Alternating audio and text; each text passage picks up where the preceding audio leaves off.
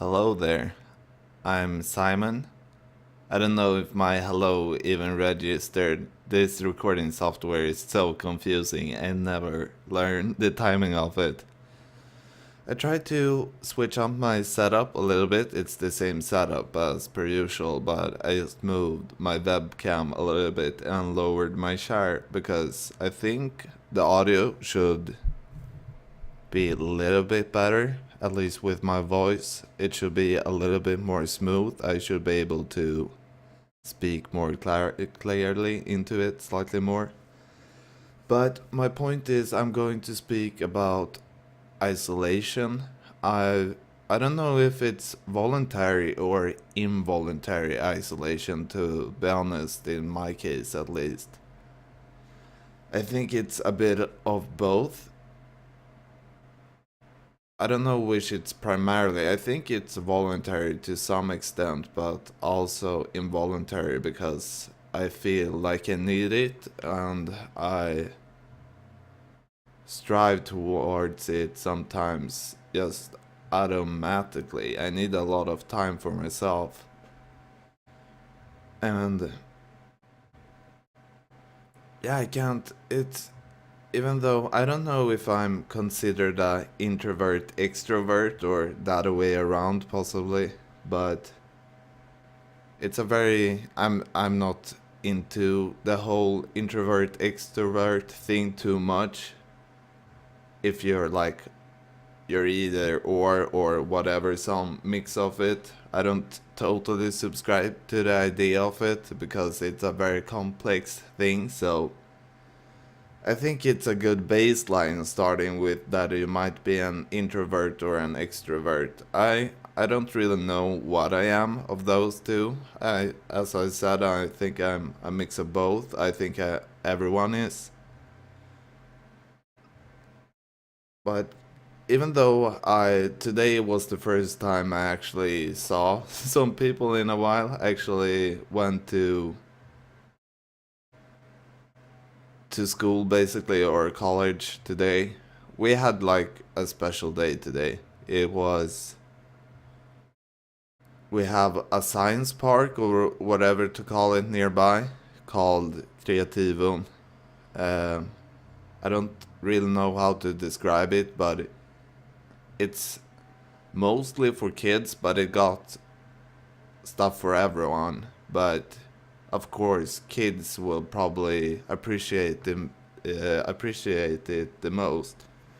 Just where you can run around and try different things, where people have prepared stations and stuff. It's kind of like a museum, but interactive and supposed to be somewhat informative. You're supposed to learn from it to some extent. But we were only there today, so I thought I might as well go there. Wouldn't be too long, but it was nice just hanging out with a few friends there, doing like random brain puzzles and stuff. It was quite fun. It didn't give me a lot of meat on the bones when it comes to the actual class I'm having, but at least maybe I can do something to work from it. At least I could talk to my friends about the course a little bit and get some ideas and inspiration. It's nice to leave the house. It's it's something like I enjoy seeing other people a lot. I feel often that it gives me a lot of energy in one sense, or maybe it kind of supercharges me for a while. But when even though I don't have any strength or power or energy or anything of that sort, I can be completely drained, feel really, really shitty. But for some reason, if I actually push myself to go to class, I can muster out some energy I normally don't have. Like I don't have the amount of energy, but it comes from somewhere. It just appears. But the problem is, as soon as I'm by myself, I usually feel very drained. It was 3 hours, 3 hours of. I left at 3 p.m. and I got home about 6. So that's 3 hours, and I feel quite exhausted only from 3 hours of going around doing, like, just being around people, talking to people. And I think that's a thing that's very hard for me, because that makes it very hard for me to find a balance in my life. If I go to school, or class, I push myself too far. It's something I've done a lot since I don't remember where it started. It's somewhere from 5th grade or something, when I actually started dealing with depression and anxiety. And it's been there ever since, like the need for isolation. I don't actually remember if I needed a lot of alone time before that. I've never had any trouble being alone. But I can't remember if I actually had the same need when I was a kid to be alone.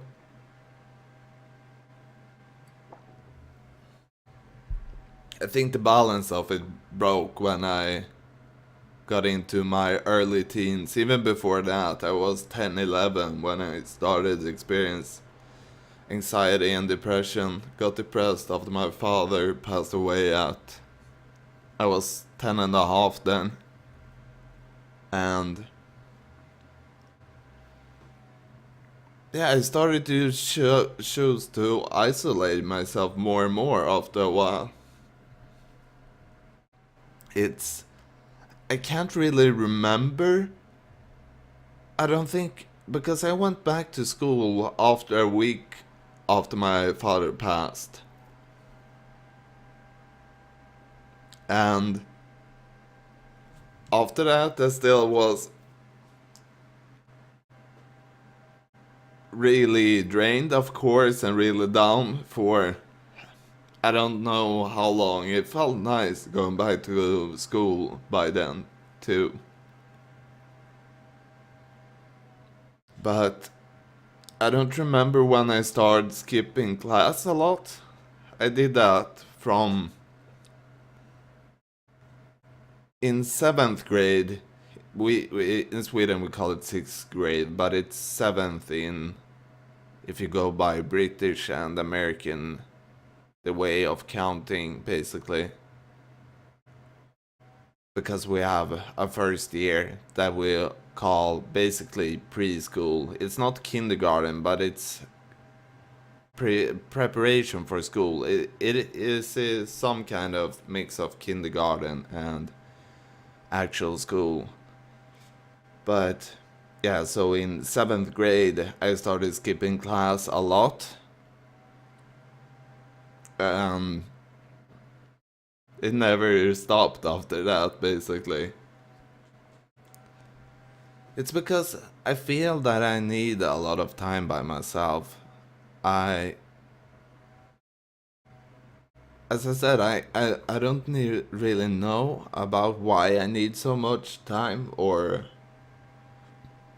I need the time to deal with stuff, or just because I get really drained around other people. But the problem is also that it's very hard to show, or for me, it's very hard to show my true feelings to in that kind of environment. Like, I can't, if I have a really bad day,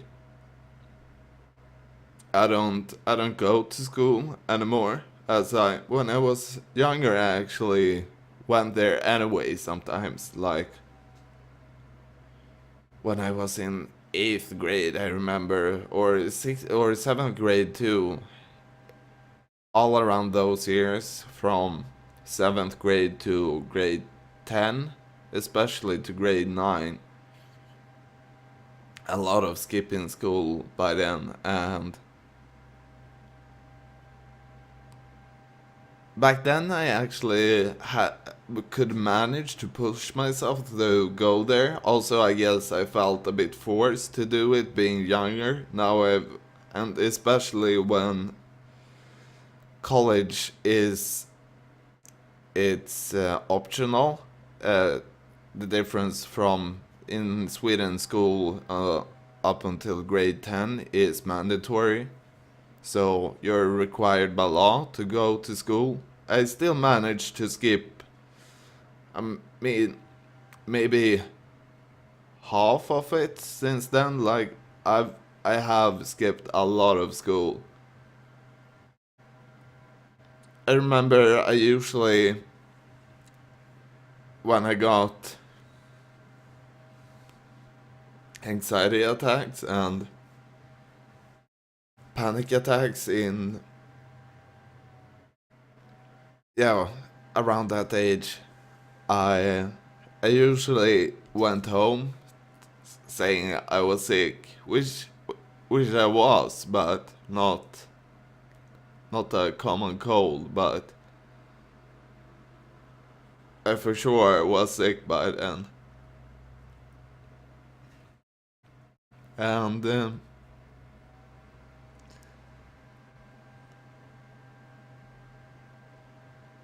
I just remember also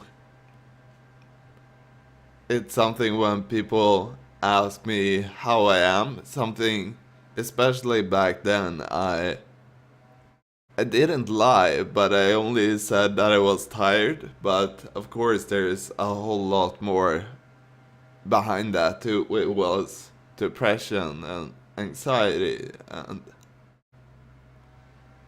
a lot of things I didn't talk about honestly. So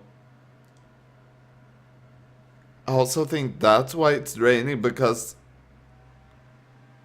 especially back then I put up a front. I still do it to some extent. Here I try to break that down a lot and it's harder for me even though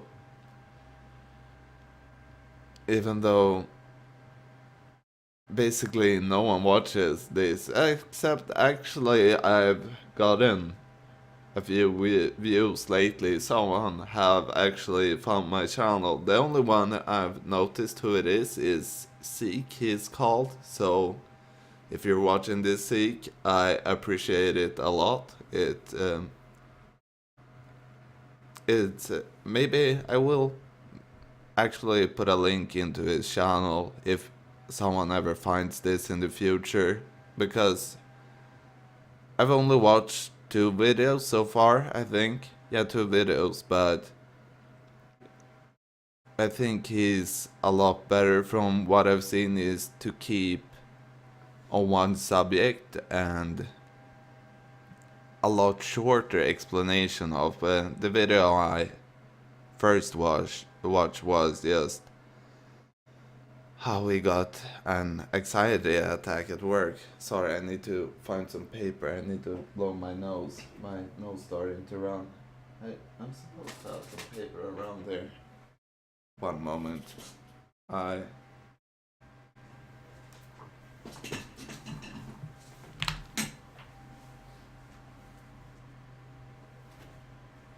There we go.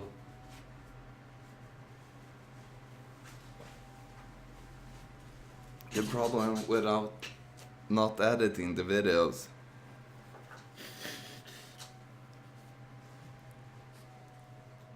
Even though I'm, I think I'm gonna enjoy his channel a lot. It feels nice to, I love finding other small channels. His channel is a lot bigger than me. He actually has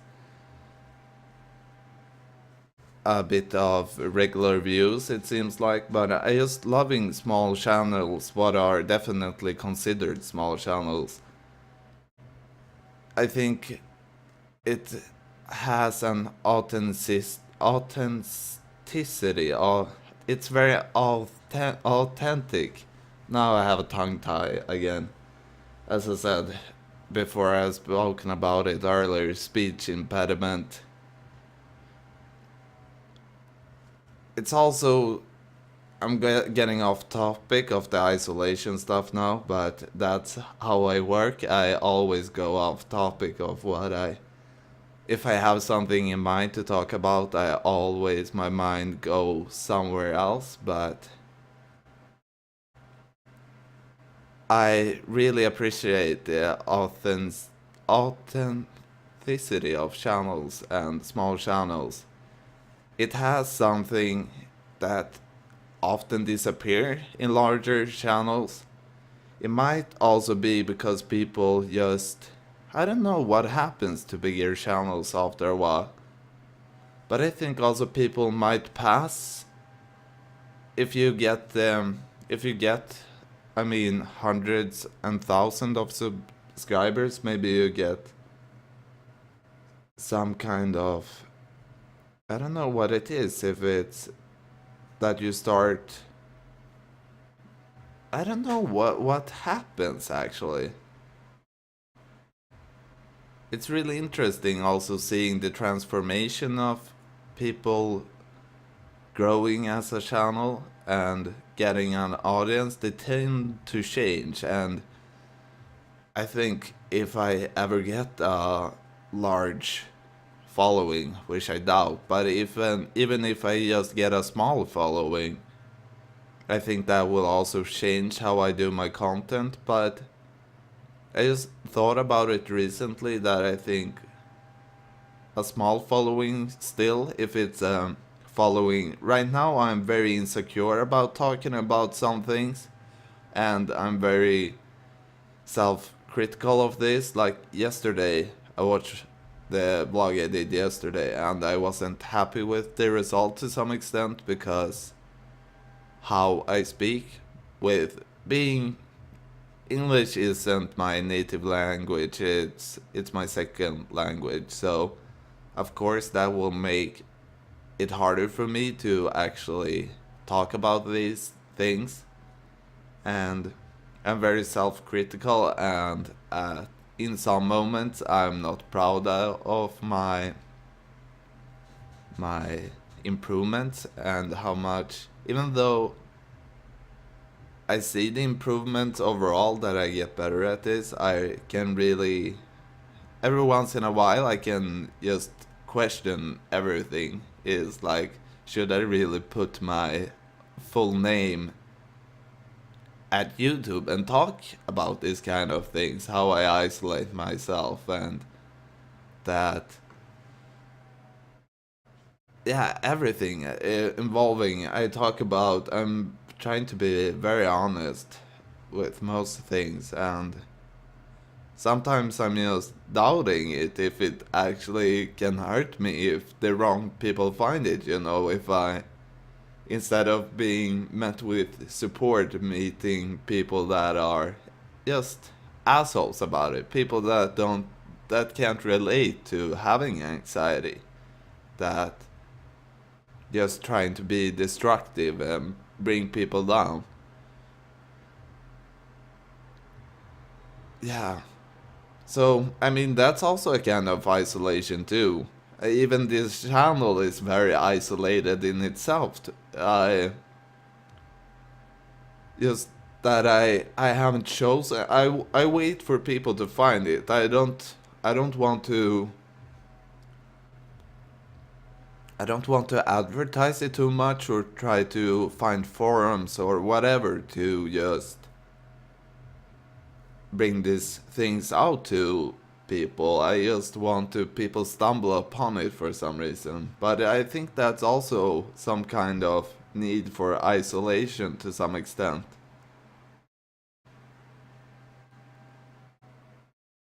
But it's also that, as I'm said, I'm very critical of what I do, and I don't think, even though I see improvements and I get a lot better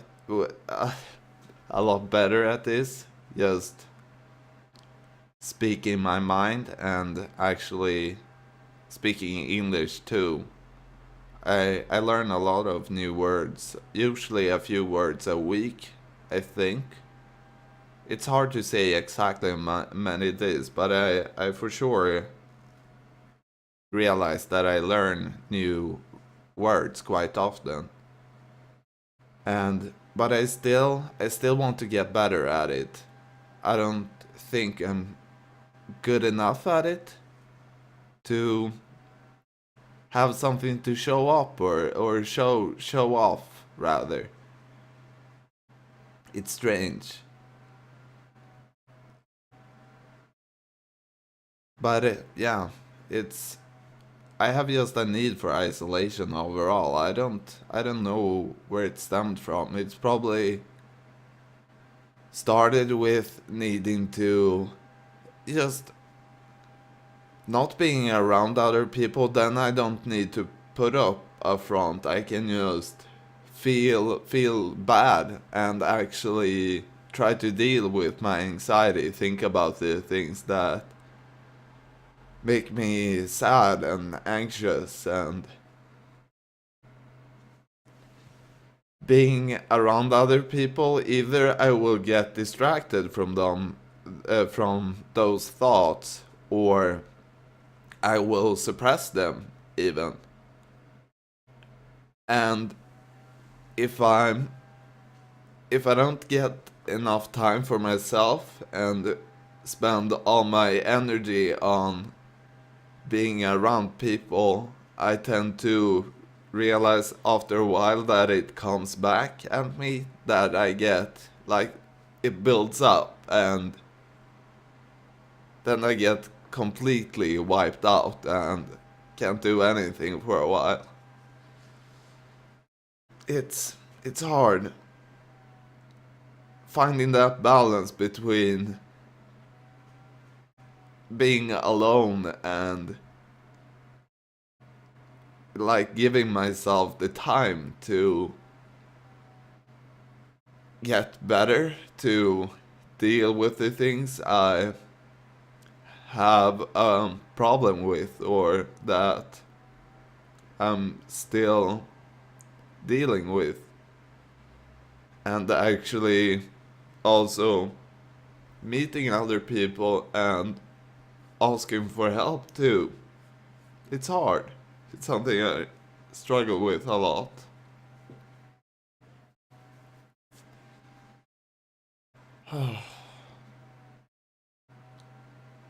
Oh,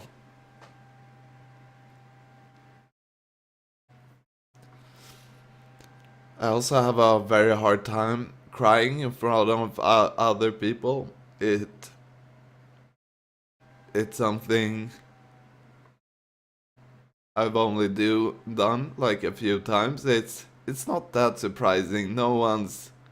It's not very flattering to cry. A lot of people is very ugly when they cry, but I think I think also crying is a social thing. You do it to actually show your grief, and always always crying alone is kind of messed up too, I think. I don't think it's healthy. So it's a side I'm trying to get more comfortable with. Even though right now I'm like half crying and while trying to still explain how I feel. It's it's hard, and like just just fall out crying with whoever in front of my friends or family is really hard for me. It's something I really haven't learned to accept, it that it's okay to show how you feel, and that it's not necessarily a sign of weakness or something like that, but it's something I'm struggling with a lot.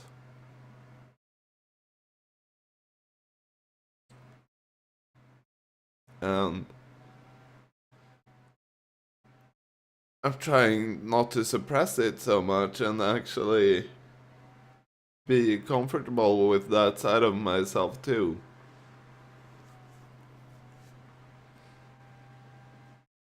But I think it will. I think it will take quite a while before it's a side I can truly accept with myself and be confident enough to actually show other people. But in that's what I'm doing now. Also, I'm trying to improve that, and I'm always trying to improve. I think it's very important to always try to improve as a person or just get better at things. Something just better the world. Even in just small things.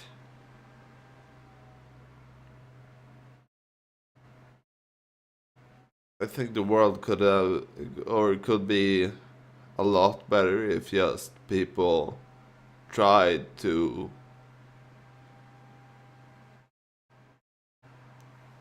do the world better with just small things.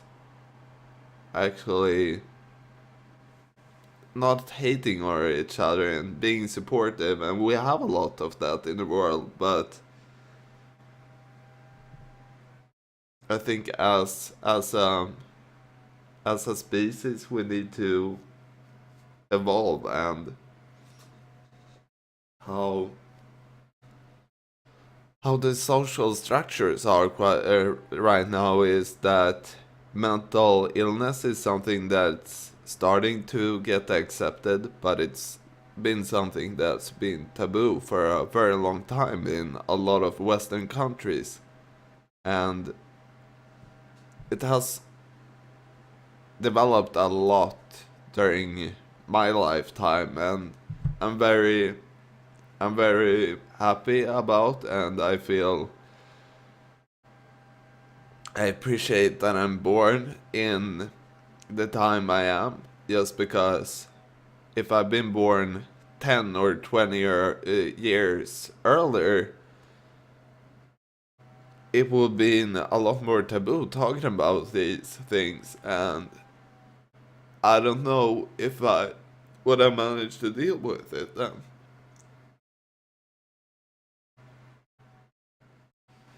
It's also interesting to hear about from people that are older than me, 10, 20, maybe 30 years older, and hearing about how it was having anxiety back then. I had I was working with a janitor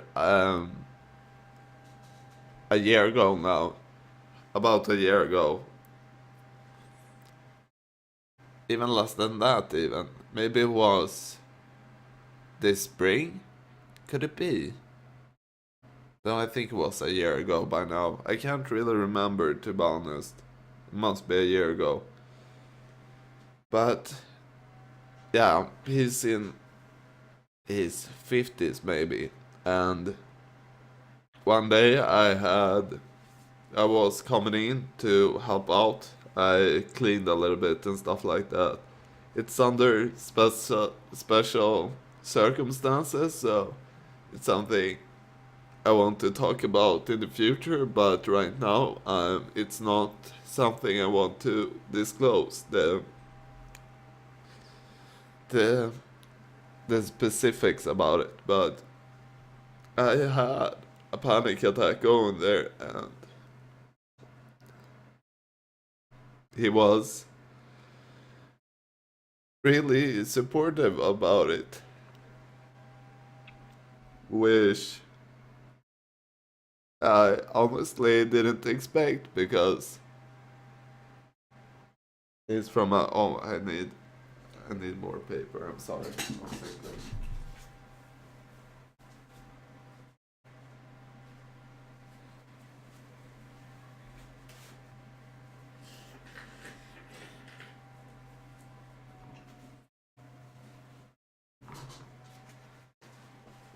Oh my god.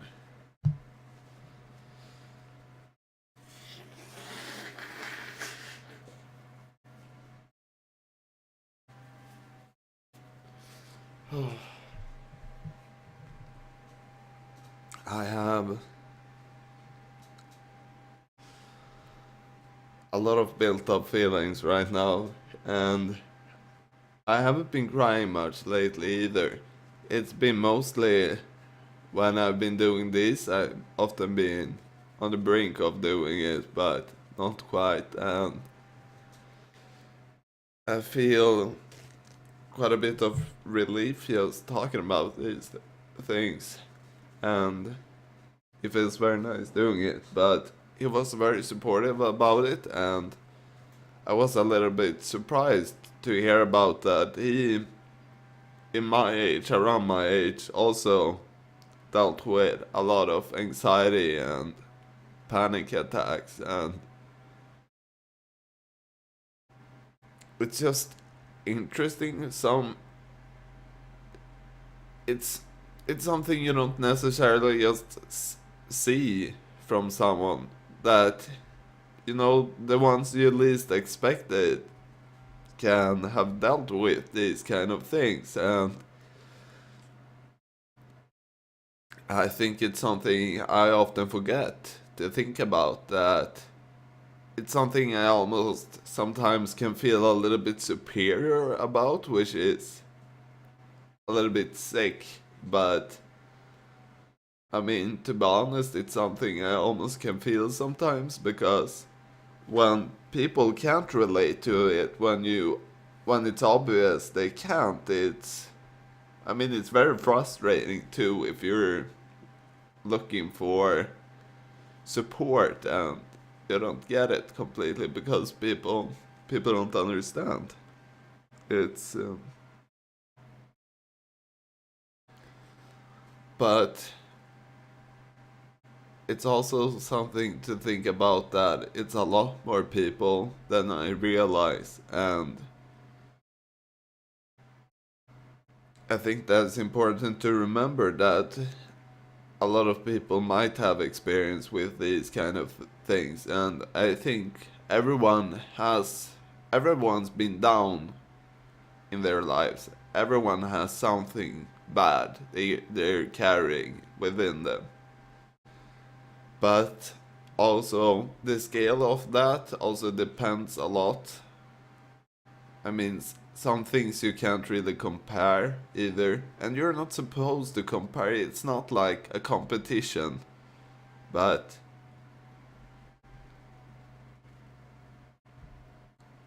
it's very it's very frustrating when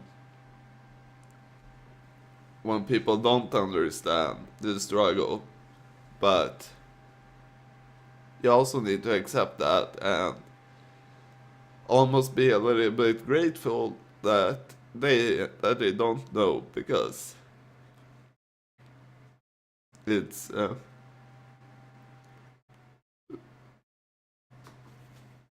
dealing with anxiety isn't fun in any way.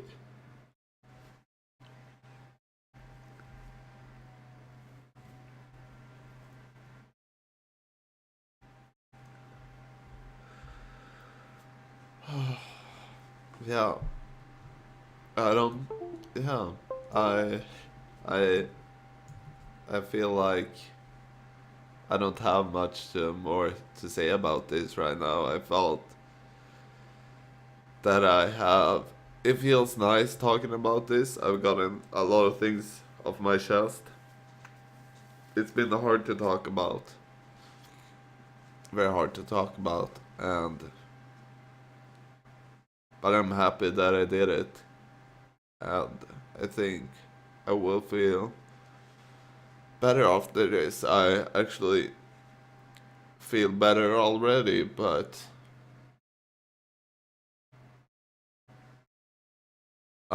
it's still something I need to do more often, is actually deal with a lot of feelings I'm suppressing. But anyway, thanks for watching. I hope this wasn't too hard to watch, me being very emotional. But I'm hoping you have a great day and will enjoy your weekend if anyone sees this soon, or otherwise I hope you will just have a good pair of days in front of you whenever you watch this. Yeah, thanks a lot. Goodbye.